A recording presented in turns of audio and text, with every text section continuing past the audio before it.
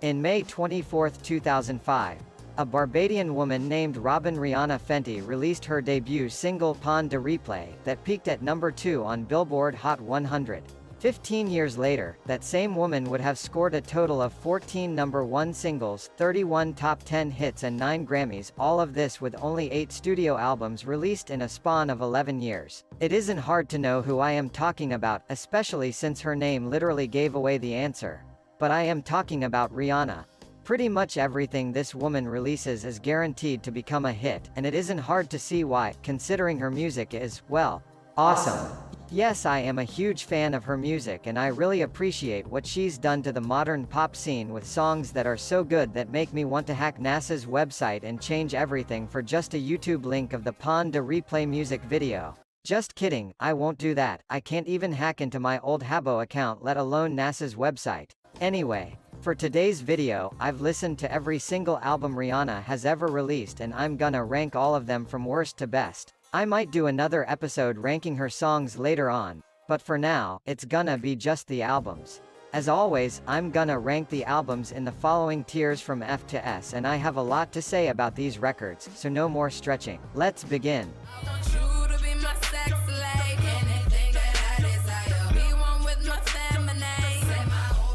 Right. So in the rock bottom, we have Talk That Talk, the only record by her that I legit dislike. The album that has Rihanna's biggest single so far, We Found Love, with Calvin Harris. Which is a song that you guys may think I love and it's the album highlight, right? Wrong. We Found Love to me is by far Rihanna's second worst number 1 single. I have no problem with Rihanna's performance in this track, in fact I kinda like it, her singing is beautiful and all. But what kills the song to me is the freaking beat.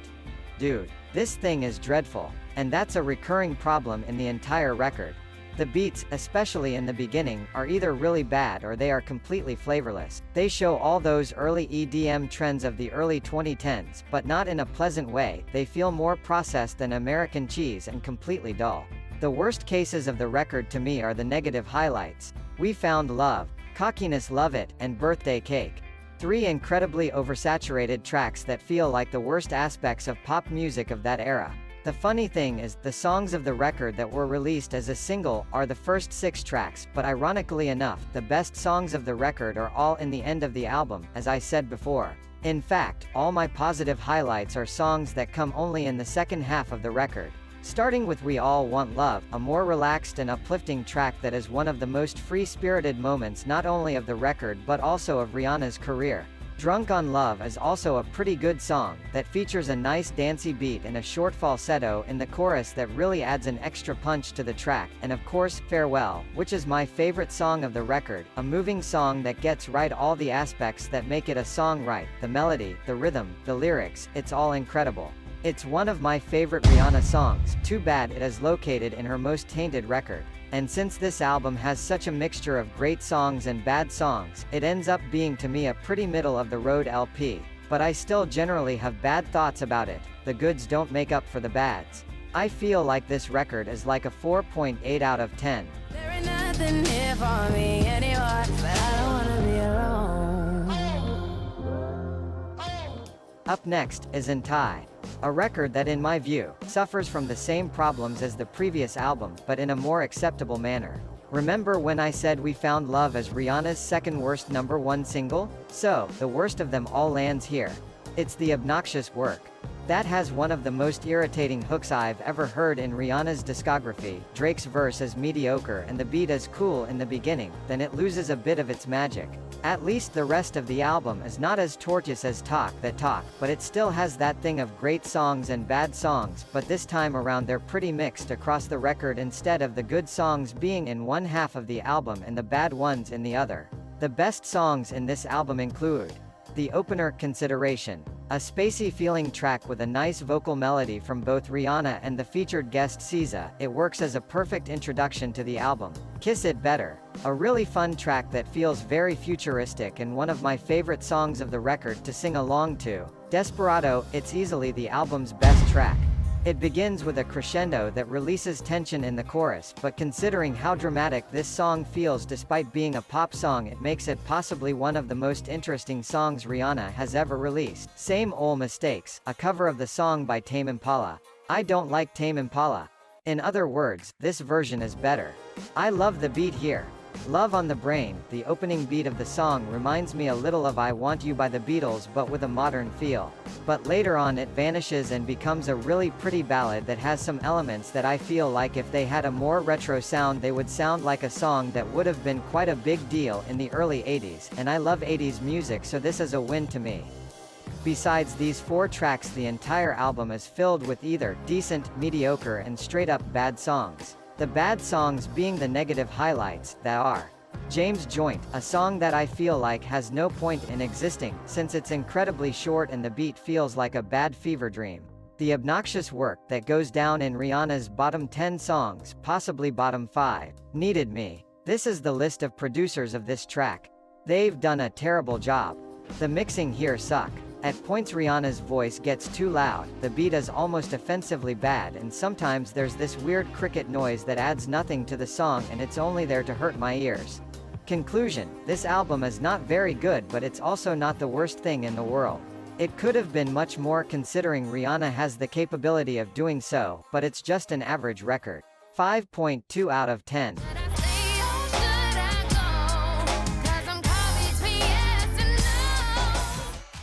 At the 6th spot, we have A Girl Like Me. Rihanna's second studio album, and her final album before the Good Girl Gone Bad transition. For those of you that aren't aware of that, this pre-Good Girl Gone Bad era is marked by Rihanna diving into a pop sound that is infused with the sound of music from the Caribbean, which is fitting considering she's from Barbados. So, this make her first 2 albums feel like something very authentic despite being pop records, but of the 2, I think A Girl Like Me is the least interesting one. Sure, it has a certain amount of songs that are better even than the best songs of Music of the Sun, but in a general view, this album's average tracks are less interesting than the ones from the other album. In other words, this album is boring. For the positive highlights, we have SOS. That, needless to say, it's a pop classic. Kisses Don't Lie, a reggae-infused track that is one of the danciest moments of the record, and it has a quirky guitar riff in between the verses that I think it's really cool and cements this track as the best track of the record to me. Unfaithful is a really beautiful ballad, but the lyrics are basically saying, yes, I am an asshole. I sometimes feel bad for being that, but well, sucks to suck. And to me this kinda kills the vibe of the song a little. At least the instrumentals are good enough to make up for it. But I can't lie, this song makes me a little uncomfortable. Final Goodbye is a ballad that the instrumentals have a similar feeling to Unfaithful, except instead of a piano here we have an acoustic guitar. And also the lyrics are much less uncomfortable, they're about a woman confessing to a guy that she loves him right before both pass away. So, if you don't like the lyrics of Unfaithful, this is the song to go. And if it's Lovin' That You Want Part 2. This sequel is better than the original if it's Lovin' That You Want. The beat is very fun and it might be repetitive, but I personally don't get tired of it. It's a great closer to the record. For the negative highlights we don't have any.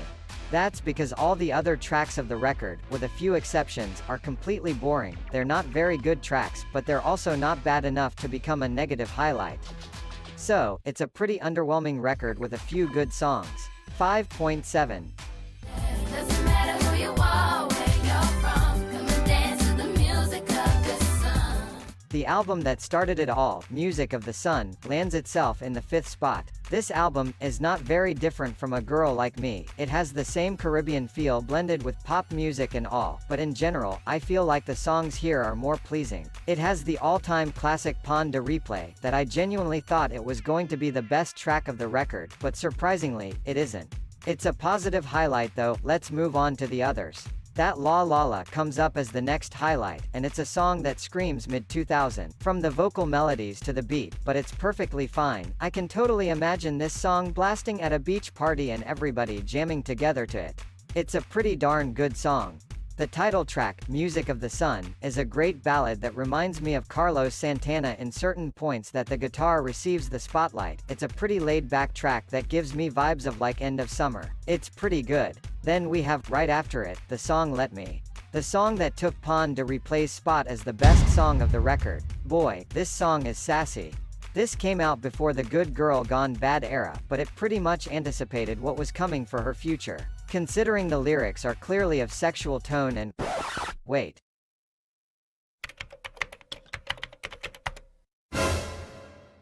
Oh sheet. Do I keep this song as the best track? I think not. No I will. No I won't. Ah, freak it. Both songs are the best track now. Whatever. Where the f are your parents? Ahem. Back to sanity. Besides these highlights, all the other tracks of this album are pretty good songs. There isn't any offensively bad tracks here, but they're all acceptable songs that I wouldn't skip. However, there is one negative highlight. That is the second to last track, Now I Know. That is not a bad song, but it doesn't feel like it belongs in this record. Like, so far we had a great dance pop / R&B record that has a lot of great tropical influences that go from reggae to the use of instruments from the islands. Then, we have this song that feels like an Alicia Keys rip-off. It doesn't fit with the mood the record has put so far. While not bad, I don't think it deserves to be here, so negative highlight to it. Besides that, it's a pretty okay record, no awful songs, and some really good ones. Yeah, I like it. 6.6. Come on, come on, come on. I like it, come on, come on, come on. And here we have Loud, the record that came out when Rihanna had her iconic red hair. I commonly associate that hair with that picture from the 2010 VMA that shows the crowd reacting to Lady Gaga's meat dress, and Rihanna is one of the few people there that clearly is into it. But there's also the great album that came out in that era, Loud. An album that has some of my favorite Rihanna singles in it. S&M, Only Girl in the World and California King Bed. But that's not it, this is one of the most exciting releases of 2010 to me, a great pop record with awesome EDM beats. But I won't say this album is incredible because it does have some letdowns, but I'll talk about it later. Now it's time to talk about the positive highlights. S&M is fantastic, one of my favorite Rihanna songs. The lyrics are very explicit and I got to say that I really like the line, "Sticks and stones can break my bones but chains and whips excite me." Then Only Girl in the World is one of the most alive songs of the record. It has such a great energy to it, and the music video of Rihanna in the flower fields really match with the energy this song exhales. Then California King Bed, a beautiful relaxing cut that gives a nice contrasting feel to the heavily EDM-influenced tracks we had so far, since excessive EDM might get a little tiring. And in the end of the record we have Love the Way You Lie Part 2. That straight up murders the Part 1 by Eminem. The Part 1 is good, but this second part is even better. It shows the woman's point of view of the same story told in the first part, and it feels much more meaningful that way, and even Eminem's verse here is better than every other verse of the original track. This is a pretty darn good song, and I consider it to be the best track of the record, and a perfect closer to it. And now, the negative highlights. Man Down is the first one, not because of the lyrics, but because I don't like the beat of this track. It feels overprocessed to me with some effects in the background that I personally think add nothing to the song. And also, Rihanna's rhythm is also not one of her best here. And then there's Raining Men. That has all the problems of the beat of Man Down times 12. It feels incredibly overprocessed with unnecessary horns and God, that Nicki Minaj verse is awful, and Rihanna's performance is not really good either. This song is a complete mess. Luckily the rest of the album makes up for it. Makes up enough for the overall score of the record to me be a 7.4 out of 10.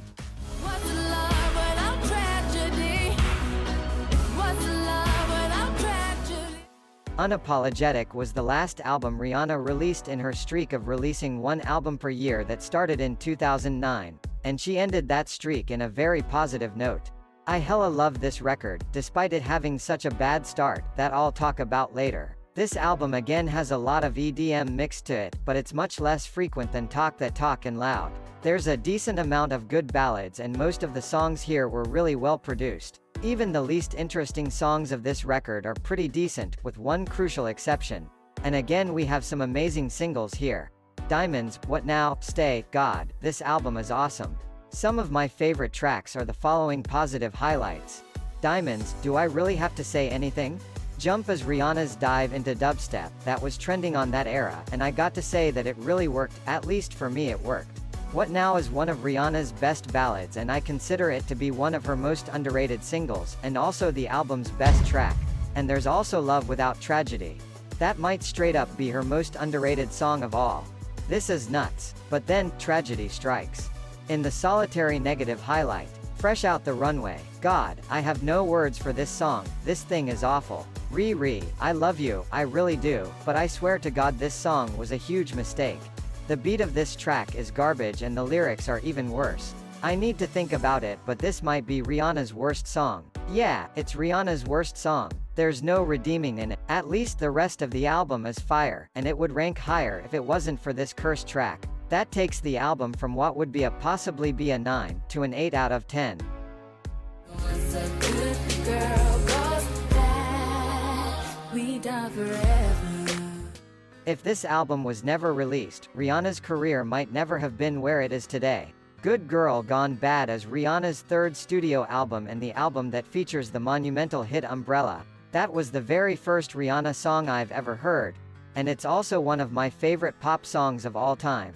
But that's far from being all this album has to offer, since it has other amazing singles, such as Don't Stop the Music, Shut Up and Drive, Hate That I Love You and Rehab, and various other great deep cuts. This album shows Rihanna leaving her Caribbean roots aside for a while to focus in an album that is heavily focused in R&B and dance pop, which some might say it's Rihanna abandoning what made her stand out in the first place, but I personally don't mind it when the end result is that good. Almost all the songs in this thing are amazing pop songs, even the weakest tracks on this record are not that bad. The most energetic songs here are all under top-notch production and are songs that when played in parties everyone can get crazy to. The ballads are really pretty and show some of Rihanna's most touching performances and lyrics. The positive highlights here are, well, Umbrella. Duh, it's also the best track of the record. Shut Up and Drive has an awesome New Order sample and it's that kind of song that you shouldn't play in a road trip, because by the chorus the car might be at 300 kilometers an hour.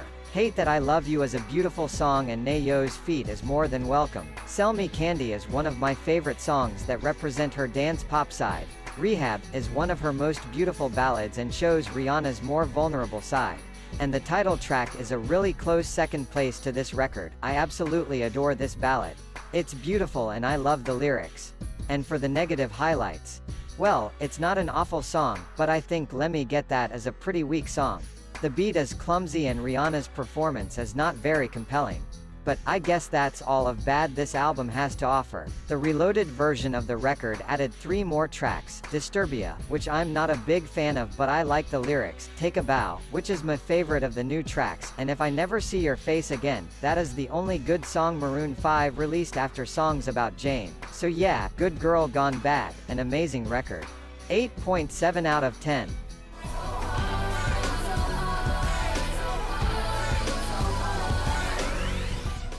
Okay, so how to begin explaining this one? When I was listening to the albums for this list, some records I re-listened and others I've listened for the first time, this is one of the ones of the latter case. And I never really had an interest in this record because the only song here that I knew was Rude Boy, and I am not a huge fan of that song. And I don't even need to say how this ended up because, after all, this is the #1 album in this list. But I was fascinated by it. The album begins with Madhouse, which is, surprisingly, not good. I know this is a weird flex, but it's true.